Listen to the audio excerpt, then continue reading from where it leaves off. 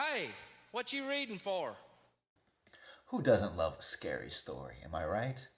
But we aren't all scared by the same things. For me, for example, a creepy pasta or a wispy spirit come back from the dead, that sort of thing is never going to work on me. For me, a scary story, first and foremost, it must be well written, exceptionally well written, even. It must be well crafted and inventive. That's going to grab my attention and draw me in. Then, as the story unfolds, the horror is revealed, not in its entirety, but in suggestions and intimations that tease my already excited imagination into giving the horror its ultimate and terrifying form. So, with that criteria, I have selected 4 short stories I want to talk about. And for me, these 4 stories are the scariest short stories I have ever read. And each of these 4 stories achieves its effect through very different techniques of storytelling. So while there are only 4, I do think we have a good bit of variety here. If you like scary stories, if you like horror, go ahead and hit that subscribe button. The more subscribers this channel gets, the more content I produce. It's an addiction I must feed, and I thank you for giving me my fix. I'll start with a quick intro sequence featuring music performed by the Kronos Quartet and featuring thumbnails of some videos I've put out you might also find interesting. Enjoy the sequence, and I'll see you on the other side to talk about the scariest stories I have ever read.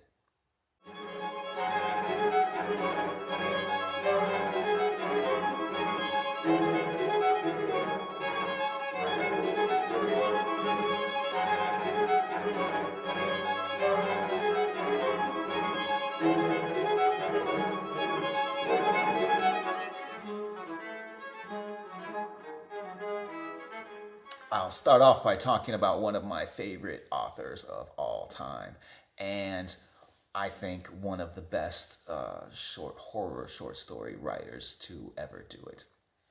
And that is Clive Barker. Now, Clive Barker came on the scene in 1984 and 85 with his collections of short stories called The Books of Blood. The Books of Blood were originally released in 6 separate volumes, but have since been compiled into 2 tomes.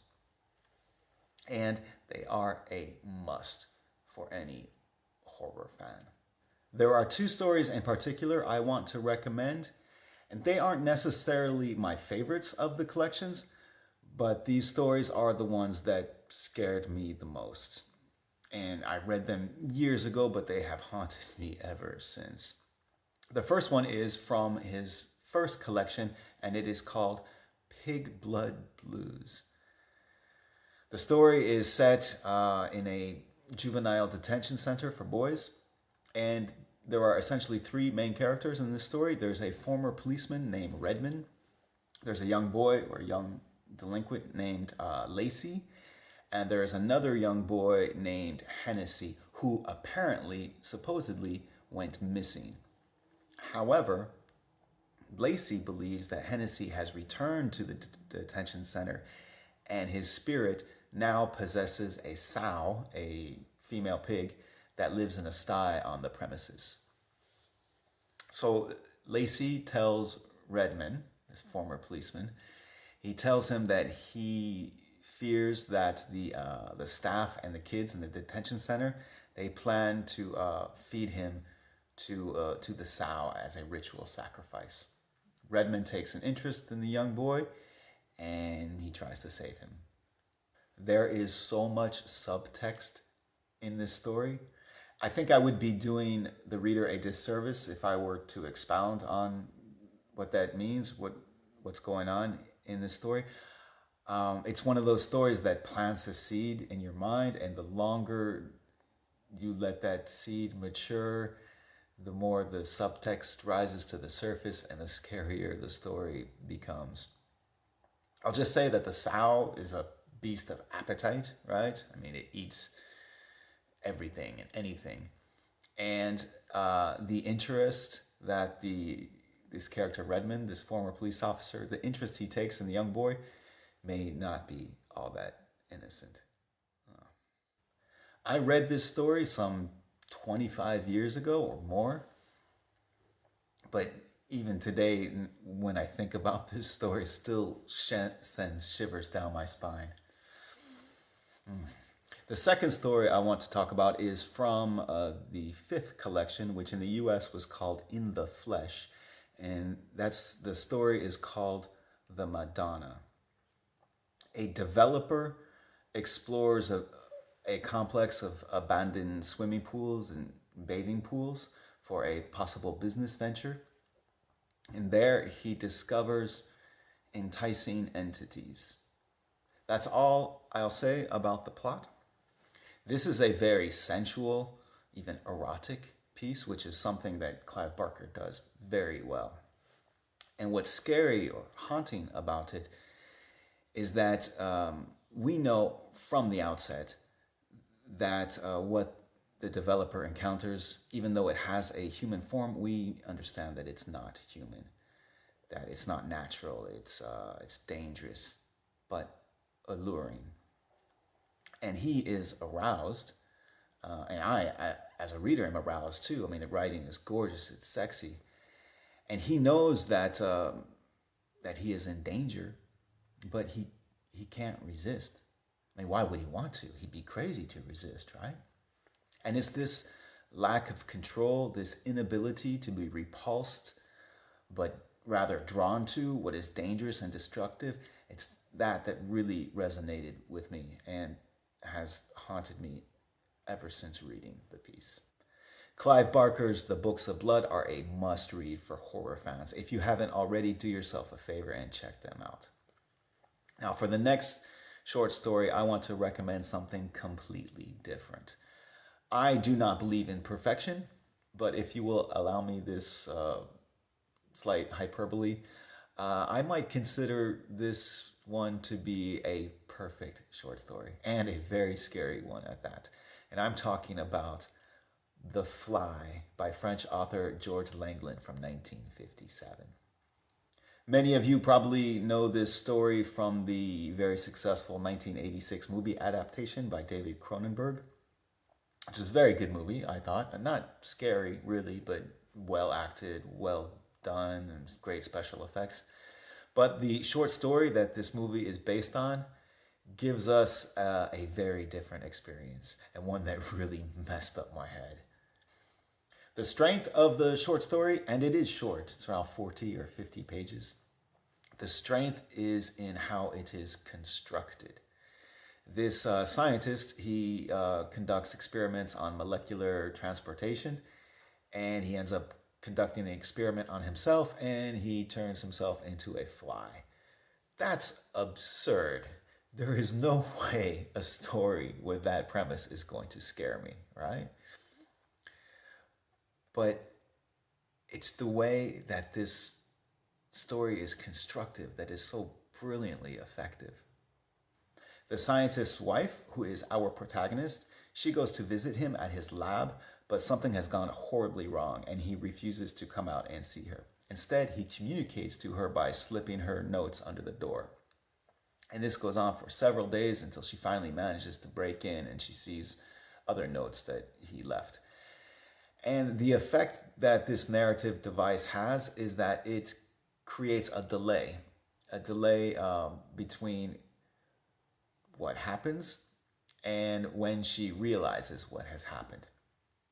And it's this delay that that renders her unable to take action, and it also makes her question the actions she's already taken, and recently at that. And it's this delay between what happens and the realization of what has happened, and the realization of the inability to take action. This is what makes the horror hit really hard for me. Puts into question every action I take, every step. It's like I'm walking on eggshells, right? Oh, that's just the sound of the wind rustling the leaves. But no, it's my feet trampling a nest of sparrows. And those sparrows are my children.